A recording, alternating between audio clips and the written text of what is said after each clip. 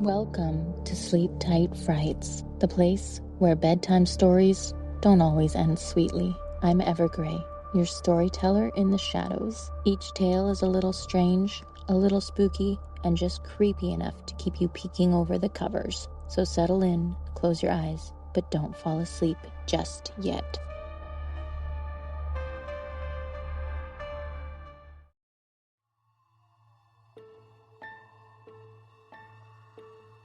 Hi there, and welcome to the very first episode of Sleep Tight Frights, a podcast full of creepy, curious, and just scary enough stories for kids and anyone who loves a good chill before bed. I'm Evergrey, writer, host, and spooky story lover. I'm also a parent, and if your household is anything like mine, you know that some kids love scary stories, just the right kind. Not too much, not too little, just enough to leave the nightlight on. This podcast is something I've been dreaming up for a while. Original stories, strange creatures, haunted hallways, and twisted little tales made for brave listeners aged 8 and up.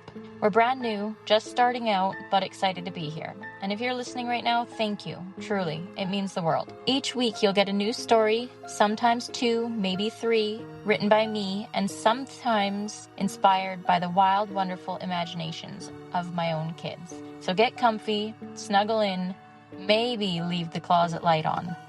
Because tonight, the very first fright begins.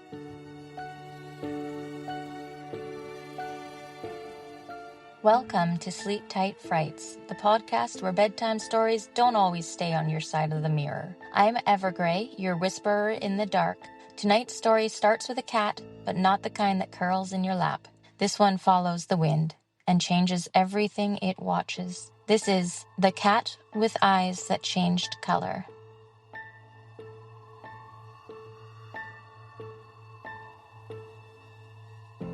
The cat appeared the day the wind wouldn't stop. It wasn't in a tree or under a car. It was sitting on the schoolyard fence, perfectly still. Gray fur like smoke, tail curled tight around its paws, and its eyes bright green, glowing like leaves lit from the inside. Isla stopped walking. The cat stared at her. Didn't blink, didn't move. "Is this yours?" her friend Ray asked. "No," Isla whispered. It followed her home, pawed silently behind her like a shadow that had learned to walk. Each step matched hers exactly. Even when she skipped a crack in the sidewalk, the cat did too. It didn't meow, didn't try to come inside. It just sat on the fence, watching. That night, Isla found $5 in her coat pocket, the coat she hadn't worn since last year. It was crisp, clean, like it had been folded there. The next morning, the cat was there again. Its eyes were blue. At school, Isla guessed on every quiz, got every answer right. Her teacher smiled and called her a genius. Someone said she was gifted. Someone else asked if she had powers. Isla smiled. It felt good. Day 3, the cat sat beside the mailbox. Gold eyes. When Isla left the house, the air felt charged, like before lightning strikes.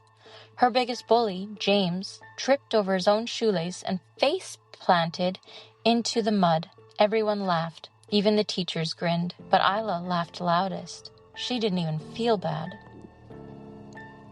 She started to whisper things to the cat on the way home. Little things she didn't tell anyone. Like how sometimes she wished Ray would stop talking. Or how it would be easier if people just did what she wanted. The cat listened. And she swore its tail twitched like it understood. Day 4. The cat has red eyes. The cat was waiting on her windowsill. It had climbed up 2 stories.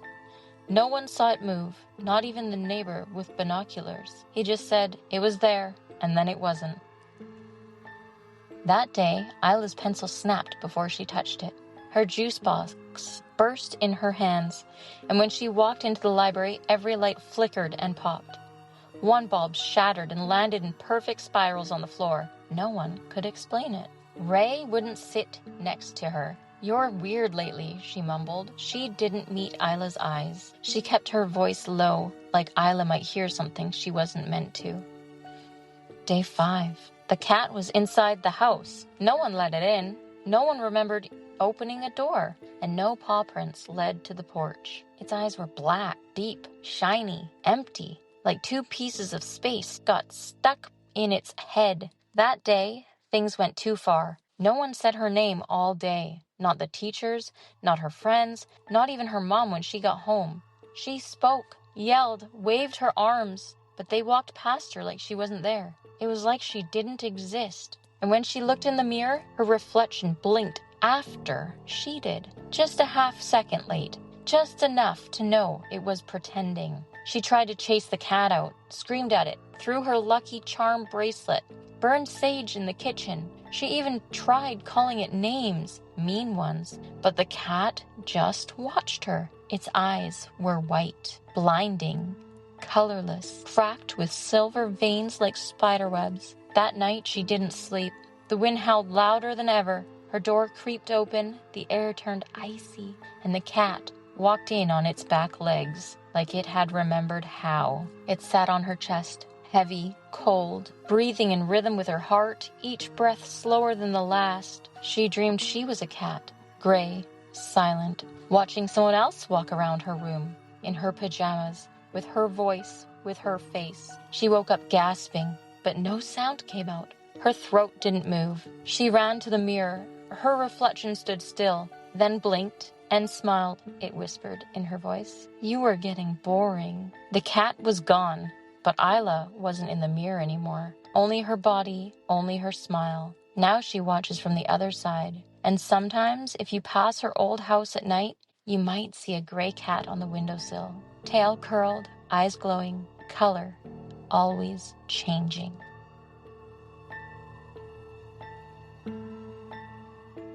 Thanks for listening to Sleep Tight Frights. If you like this tale, follow the show, leave a review, and share it with someone you trust to watch your reflections closely.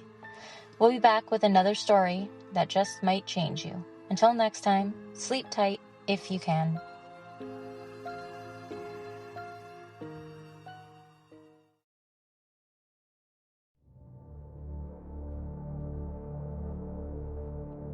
Thank you for listening to Sleep Tight Frights. It means more than you know, to us and to the things that listen back. I'm Ever Gray, your guide through the shadows, and if you felt something was watching as the story unfolded, you're not alone. They remember the ones who listen, they wait for the ones who return. So come back soon. Sleep tight if you can.